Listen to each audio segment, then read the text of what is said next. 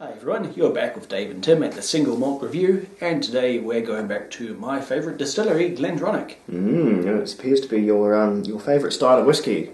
Surprise, surprise. Yes. What have you brought? We have Glendronach Port Wood. This one is a 10-year-old whiskey, 7 years in Glendronach standard. I say standard, that's pretty excellent. Oloroso and PX sherry casks. Then a full 3 years, maturing again in port pipes. So that's a generous finish on top of an exclusive sherry maturation. So we're going to be. This one's going to be another full-on Glendronach, we'll assume here.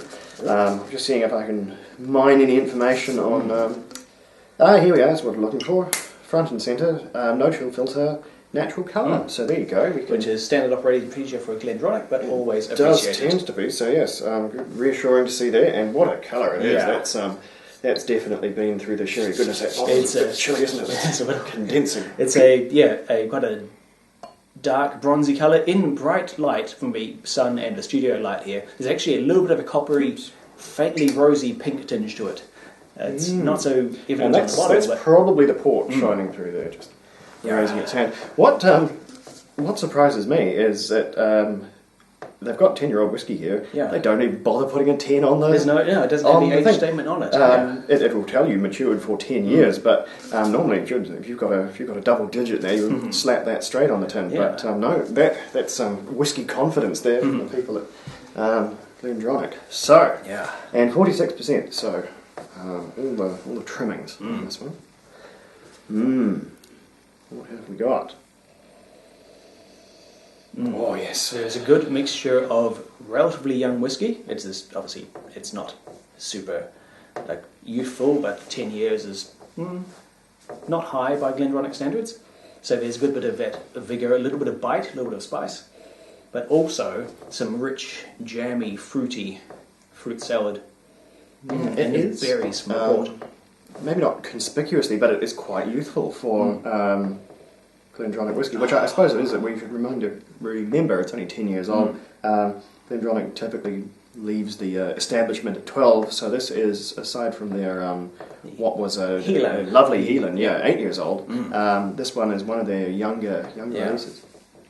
Port tends to impart enormous amounts of character to whiskey in a fairly short time, so that 3 years of secondary maturation is, I think, you'll find have done some remarkable things. There's a hell of a lot going on. There's as I cheat here and read their own tasting notes, which they've helpfully put on the back of the bottle. They've got orange peel as the significant one, and I really agree. There's huge candied sort of preserved peel on here. Victoria plum, I'm not 100% sure what is, but I don't so much get huge quantities of plum in here necessarily. Maybe sort of around the outside, but it is absolutely typically European wood matured, and very, very typical for Glendronach as well. It's been a wee while since I've had a good proper Glendronach too. Oh, alright, let's see what the palate's got for us.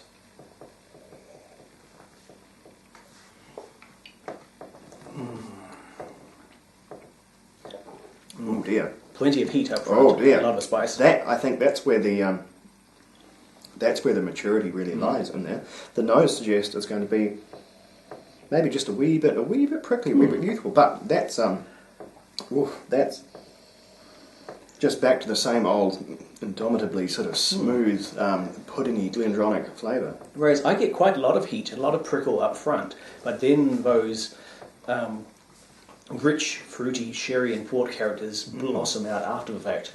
It's a slow release. How would you speak to the port finish in here? You're sort of better at teasing them out than I am. Yeah, there is a bit of chocolatey, plummy, juicy red fruit richness there. There's a little bit of a slightly almost smoky, a little bit oily wood. Not sort of peat smoke or coal smoke, eyelet smoke, no, but a sort of a smouldering. There's a sort of a char character on it to me, which could be from that could just be from charred barrels. I'm not sure. And mainly it's the spice and the rich fruits and some of the dark, almost treacly sugars. Yeah, aside from just a wee bit of chocolate, I'm having trouble seeing sort of the line where the oloroso ends and the port begins, which is difficult to discern at the best of times. It's much easier if you end up with a bourbon matured and then port finished. Those are the ones I also typically don't like because the portwood finish is so sort of clearly bolted on in those cases.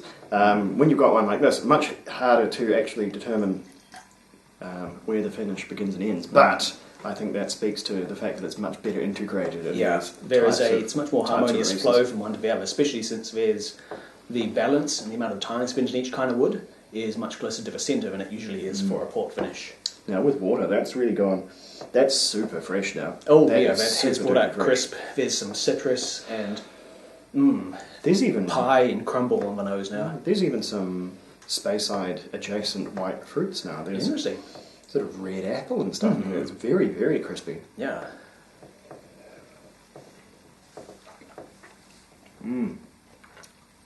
Lovely fluid and refreshing on the palate. Now I think that's even better with the water. I think that's not that it was stuffy before, but this really gets it loose. Yeah. And turns it into this would be where we're getting there very gradually, but this would be really good summertime whiskey. It's highlighting some good spice characters, maybe allspice, cinnamon, things like that.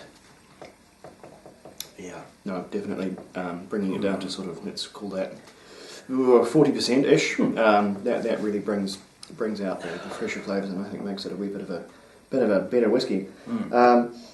What I'm trying to do in my mind is size this up against the typical 12-year-old, which I think this is, closest to in age and closest to in its sort of makeup, minus the finish, of course.